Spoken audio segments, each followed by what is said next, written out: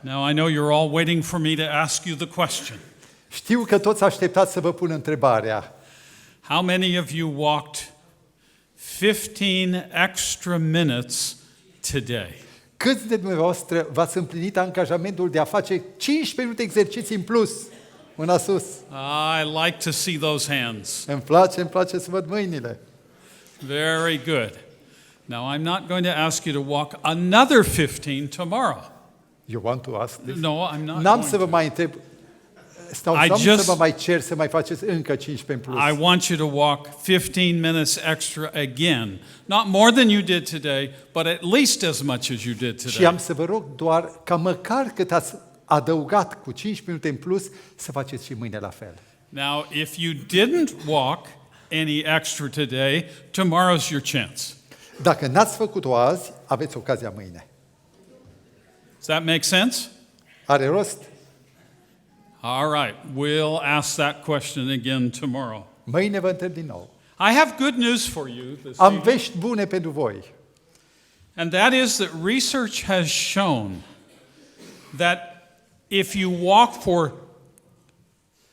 2.5 to 5 hours per week regularly, it will bring about many benefits, including weight stability. Studiile au arătat că dacă parcurgem, dacă umblăm, exersăm 2,5 până la 5 ore pe jos pe săptămână, vom avea nenumărate beneficii. When we're talking about exercise, we're not talking about training for the Olympics. Vreau să vă spun că atunci când discutăm despre exerciții fizice, nu ne gândim să ne antrenăm pentru olimpiade, We're not talking about training for the Bucharest Marathon. nici pentru maratonul București, We're talking about simply walking on a regular basis ci every day. zilnic să facem exercițiu fizic prin mers. The physical benefits of exercise, most people don't really understand how much good it does for them. Cred că multă lume nu înțelege cât de mare beneficiu aduce mersul pe jos. They're very real. Este un beneficiu absolut adevărat. Now, if you are worried about having some kind of a chronic problem, you should consult with your doctor. Dacă credeți că aveți o problemă de inimă cronică, trebuie să consultați There may doctorul. be a type of exercise that is better for you than another. Și vă va indica un tip de exercițiu potrivit stării voastre. But every physician that I know is happy to tell their patients, please exercise. Dar știu că orice medic pe care îl cunosc va spune pacienților, faceți exerciții fizice. We group exercise into 3 different areas. Există exerciții în 3 zone diferite. Number 1, there are flexibility Sunt exercises. exerciții de flexibilitate. That's the stretching. A te întinde, It improves the range of motion, how far you can move your limbs. ceea ce îți va îmbunătăți capacitatea de a opera, de a te And întinde. it's very helpful for your joints. Și e foarte important pentru articulații. The second group of exercise Un al doilea is grup de exercițiu aerobic exercise. sunt exercițiile aerobice. And that's things like cycling or swimming or walking or skipping rope. Deci, exerciții ca înot, mers cu bicicleta, umblat alert pe jos sau săritul corzii, Running, alergat, playing tennis, tenis, hard, vigorous exercise. toate însă mișcări, exerciții viguroase. But remember, walking is included in that. Dar vreau să vă spun că mersul pe jos se include în aceste exerciții. So again, it's not an Olympic sport. Nu este un sport olimpic, It should be noted that those things that bear our weight help to strengthen our bones. pe lângă faptul că ne susține greutatea, dar întărește osatura. And then the last grouping, the third grouping, is that of resistance exercise. Și o a treia categorie, exerciții de rezistență. That's what we do when we lift weights. Ce se întâmplă atunci când ridicăm greutăți, gandere? And those of you who are farmers, you lift many different kinds of weight. Cei care sunt fermieri, agricultori, ridică nenumărate greutăți. And that's good for you. Și e foarte sănătos. And you may not have to even go to a gym. Și nu aveți nevoie să plătiți intrarea la gym. Resistant exercises not only strengthen muscle, but they also strengthen bone. Deci aceste exerciții de rezistență, pe lângă că întăresc musculatura, întăresc și structura oaselor. Now, I don't know very much about any of you here, Nu știu prea multe despre dumneavoastră, but if I were speaking in my country about this topic, dar dacă aș vorbi în țara mea despre acest subiect, I would know that most people's exercise consisted of switching on the television. știu că exercițiul fizic al celor mai mulți din America constă în butonarea telecomenzii. Maybe moving the mouse Sau a poate o little bit. mișcare mai rotundă, mouse-ul. Now, maybe that's not the way it is here, and I'm glad if that's the case. Dacă nu e cazul dumneavoastră, sunt fericit.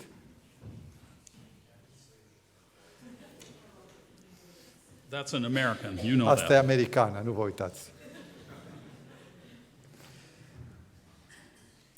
Now, the exercise that the experts recommend Exercițiul pe care îl recomandă experții is really very simple. sunt I'll say it cele again. foarte simple.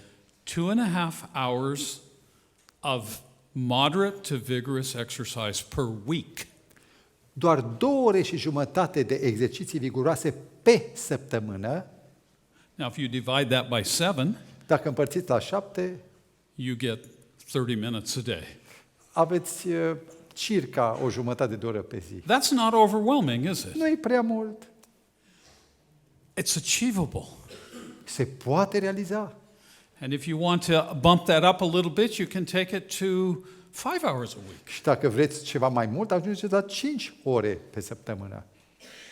Done right and done consistently, it can change your life. Și dacă faceți asta permanent, persistent, o să vă schimbați viața. Pastor Wilson talked briefly last evening about depression.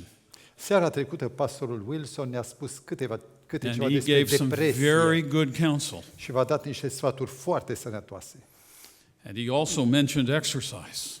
Și printre altele a menționat exercițiul fizic. But let me underscore the fact that mental health professionals recognize exercise as being the best prescription for many cases of depression.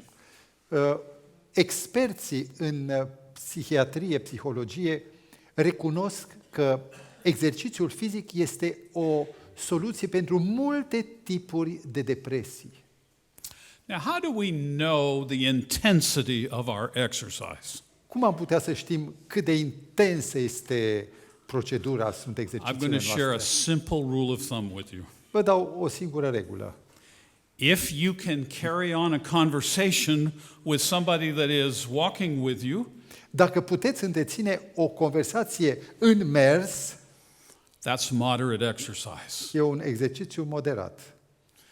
If you find that after every word or two you have to take a breath, Dar dacă după 2-3 cuvinte trebuie să respiri, să inspiri, that's vigorous aceea e exercise. exercițiu viguros. And scientific evidence strongly shows that we benefit tremendously from things such as moderate exercise. Și dovezile științifice confirmă faptul că beneficiul este imens de la exercițiile moderate. A study a few years ago looked at over 250,000 people. Niște studii de anii trecuți au urmărit un segment de 250.000 de persoane. They exercise from almost nothing to being athletes. Și i-a urmărit pe categorii, de la cei care nu fac aproape nimic până la atleți. 30%, I'm sorry. In that study, they found that exercising for 30 minutes by walking not running or jogging, yielded 80% of the health benefits of those who were the most vigorous exercisers. Este uimitor. S-a demonstrat că 30 de minute de exercițiu fizic moderat deci este echivalent cu sănătatea sau conduce la o sănătate echivalentă cu 80% din cei care fac exerciții viguroase. The biggest risk of exercise is doing too much before you're ready for it. Interesant este că cel mai mare risc în exercițiile fizice este să faci prea mult înainte de a fi pregătit să faci prea mult. But I might say the biggest risk is not doing anything. Dar pot să spun că riscul cel mai mare este să nu faci nimic. That's where many people are today. Din nefericire, mulți stau în această stare. Now, we don't think about overheating in this kind of weather right now. Nu cred că e pericolul nostru să ne supraîncingem în această vreme răcoroasă, polară. But it's important that we drink an adequate amount of fluid when we exercise, even in the cold weather. Dar eu cred că este foarte important să bem multe lichide când facem exerciții, chiar și în vreme de iarnă. All of us can safely exercise in even these temperatures as long as we can dress warmly. Oricine poate să facă exerciții, chiar și afară pe ger, dacă suntem îmbrăcați corespunzător. Physicians almost all agree today that physical activity is the best medicine for almost everyone. Doctorii au căzut de acord că aproape pentru orice fel de patologie, exercițiul fizic poate fi remediu. And you don't have to be a marathon runner. Nu trebuie să fii un alergător de maraton. Moderate exercise is really better than the vigorous for most people. Exercițiile moderate sunt mai bune decât cele viguroase pentru cei mai mulți. And you know, walking is something we all do. Mersul pe jos e un lucru pe care îl facem toți. We don't have to learn a new skill. Nu trebuie să învățăm o nouă practică. We don't have to drive to the gymnasium. Nu trebuie să alergi până la gym ca să It's faci aceste readily available exerciții. to all of us. E la îndemână oriunde. I love what the Bible has to say. Îmi place tare ce spune Biblia. Cumpătarea voastră să fie cunoscută de toți oamenii, în Filipeni 4:5. And that's an important principle to apply in every area of our lives, including exercise. Iar moderația este un principiu care se aplică nu doar exercițiilor fizice, ci tuturor domeniilor vieții. All of the exercise guidelines today recommend walking.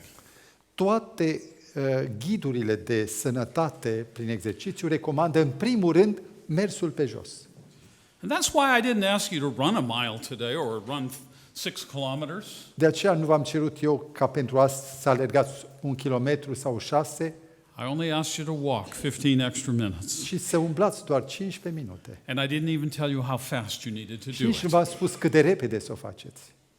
You see, exercise can be done in a very simple fashion, and yet it yields huge benefits to all of us. Chiar dacă este făcută mișcarea în modul cel mai simplu, aduce mari beneficii.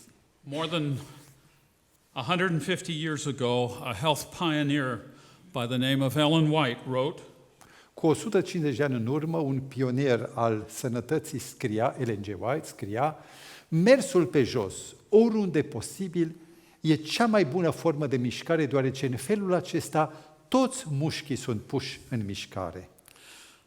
One day I was listening to a world-famous exercise expert in a convention.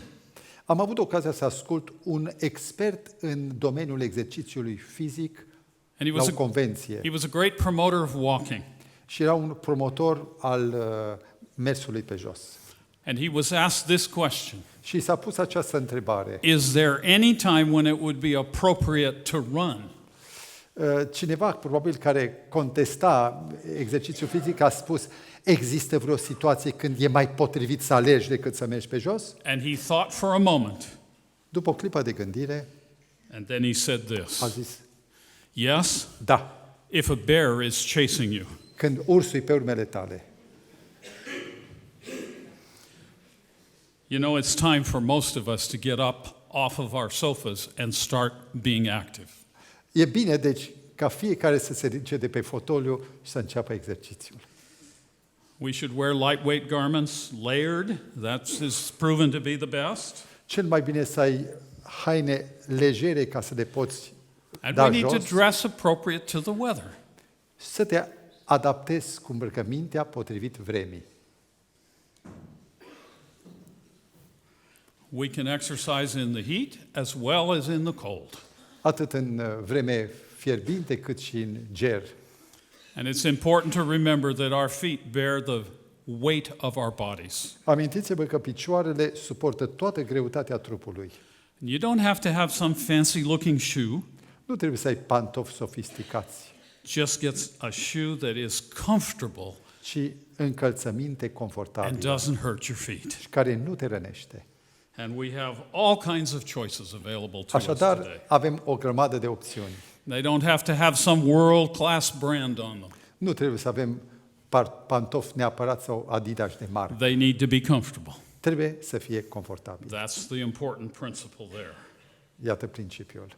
We could say a lot more about the health benefits of exercise. Am mai putea spune multe despre beneficiile exercițiului fizic. I can't think of a part of your body that doesn't benefit from doing some regular Nu physical cred că activity. există vreo parte a trupului vostru care să nu aibă beneficii în urma acestor exerciții. There is a principle, as we mentioned last night, that we must never forget. Deci există un principiu de care am amintit și data trecută. Și anume, And that is that we must use our muscles or we will lose our muscles. sau vom folosi mușchii sau îi vom pierde. Use or lose e un joc de cuvinte în engleză. And although Isaiah was probably speaking about spiritual strength primarily, I think there's something that we can learn from the words of this prophet. Profetul Isaia a vorbit ceva despre putere, chiar dacă a vorbit în sens spiritual, are și o aplicație care ne folosește. În Isaia 40, cu 29, cu 31, El dă putere celui obosit și îl întărește pe cel fără putere. Flăcăii vor obosi și vor osteni. Tinerii vor cădea lipsiți de putere, dar cei ce se încred în Domnul își vor înnoi puterea. Se vor înălța prinzând aripi ca vulturii, vor alerga și nu vor osteni, vor umbla și nu vor obosi.